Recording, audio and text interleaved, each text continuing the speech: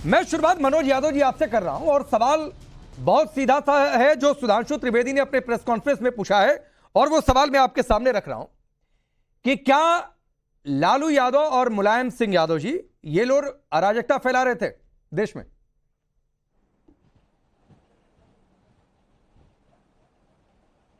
नहीं, बिल्कुल इमरजेंसी के दौरान देश में जो हालात थे उन हालात के बारे में सबको पता है।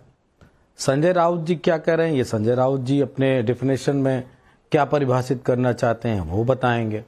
समाजवादी पार्टी ने इमरजेंसी में जो कमियां थीं, जो जातियां थीं, जो सरकार के द्वारा गलत नीतियां थी या उसके परिप्रेक्ष्य में जो जनता का जो रिएक्शन था उस सबको बहुत बारीकी से समाजवादी पार्टी ने और समाजवादी विचारधारा के लोगों ने उसकी लड़ाई जायज तरीके से लड़ी है। मैं सिर्फ एक सवाल बीजेपी से पूछना चाहता हूं, आप काहे के लिए अकेले ठेकेदार बने जा रहे हो इमरजेंसी की लड़ाई के? अकेले थे आप कितनी हैसियत में उस वक्त? पूरा समाजवादी परिवार था, पूरे देश का समाजवादी परिवार, और सबसे बड़ी लड़ाई जो लड़ी थी इमरजेंसी वो समाजवादियों ने लड़ी थी। आप पौवा पसेरी जितने तो रहे उस वक्त गिनती में, और अंग्रेजियत इतनी बड़ी आ रही है कि टोटल सारा अत्याचार आप ही पे हो गया था।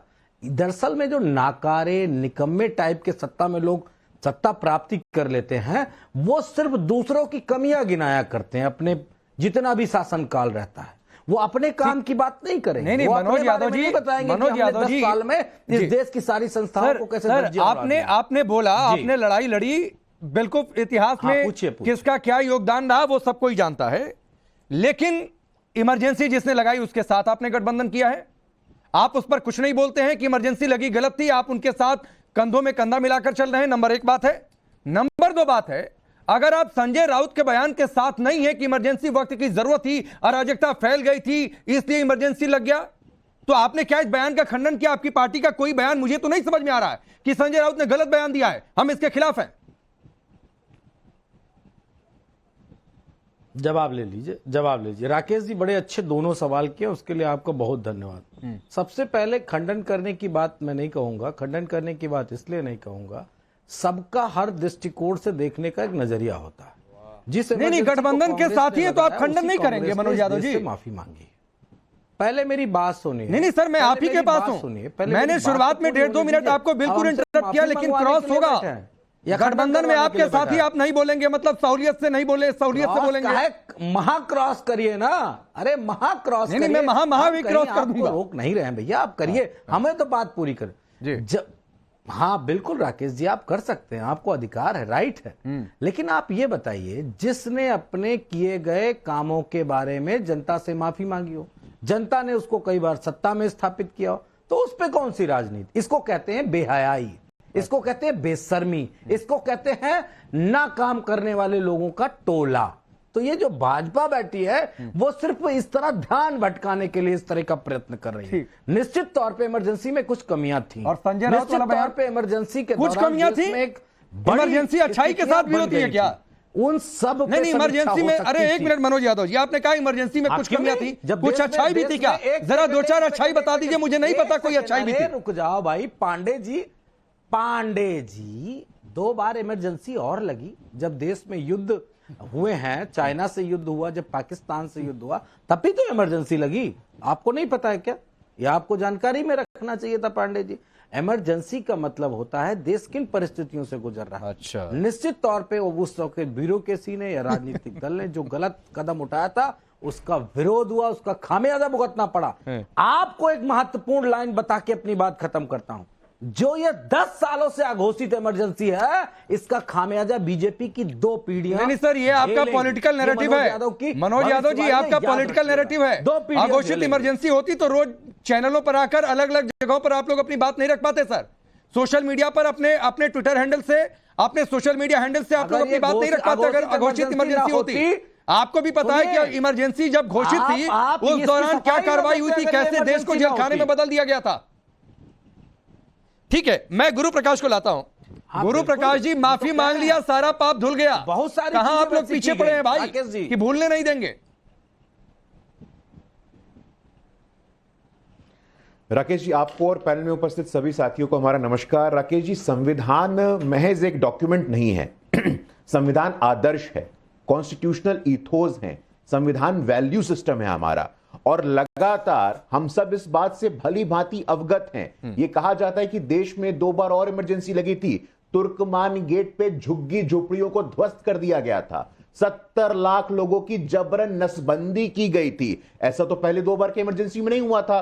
तो मुझे लगता है कि emergency on the ground of internal disturbance, आंतरिक कारणों से आपातकाल और बाहरी युद्ध के कारण आपातकाल, इन दोनों में बुनियादी परिवर्तन है, थोड़ा अध्ययन करने की आवश्यकता है। आज की तारीख में बिल्कुल सही बात बोले हैं, समाजवादियों का आंदोलन था, निश्चित रूप से समाजवादियों का बड़ा योगदान था, हम स्वीकार करते हैं इस बात को। राम मनोहर लोहिया जी हो, जयप्रकाश नारायण जी हो, कर्पूरी ठाकुर जी हो, लेकिन आज के डेट में सत्ता का लोलुपता, सत्ता की लालच और सत्ता मोह देखिए कि आपातकाल लगाने वाले लोगों के गोदी में जाकर के बैठ गए हैं। इंडी गठबंधन बना लिया है, संविधान के आदर्शों की हत्या की गई थी। और मैं बताना चाहता हूं क्यों किया गया था, क्यों भारत के राजनीतिक इतिहास में सिर्फ एक बार ऐसा हुआ है कि प्रधानमंत्री पे चुनावी धांधली का आरोप लगाया गया है। सरकार ने तय कर दिया कि सरकारी निर्णयों का कोई भी न्यायिक समीक्षा, जुडिशियल रिव्यू नहीं होगा। इसका कारण कौन बताएगा? Defence of India act, Misa, Lalu ji के तो बेटी का नाम मीसा भारती है, वो मीसा के कानून पे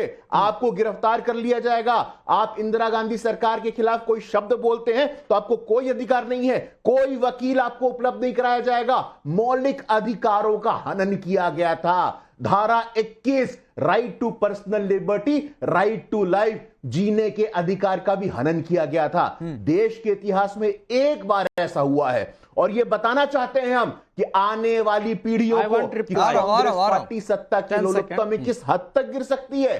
कांग्रेस पार्टी के जितने साथी हैं, कांग्रेस पार्टी के जितने सत्ता लोलुपता, सत्ता के चाटुकार साथी हैं, वो किस हद तक गिर सकते हैं। एक परिवार का महिमा मंडन, Indira is India, India is Indira, यह कहा गया था। समाजवादी पार्टी में Yadav is Samajwadi party, Akhilesh Yadav is Samajwadi party, Samajwadi party Akhilesh Yadav. इस देश को एक व्यक्ति, एक परिवार के सामंतवाद से बाहर निकालना है। और दोबारा गुरु जी, आपकी इस बात पर रिप्लाई करना चाहते हैं मनोज यादव जी, और मैं उसमें एक चीज ऐड कर देता हूं मनोज जी, कि सत्ता वाली बात है, इसीलिए शायद आपको शिवसेना में भी अच्छाई नजर आ रही है, उद्धव गुट वाले दल में, इसीलिए आप संजय राउत की खुलकर आलोचना नहीं कर पा रहे। आप कह रहे हैं उनका बयान है, वो जाने।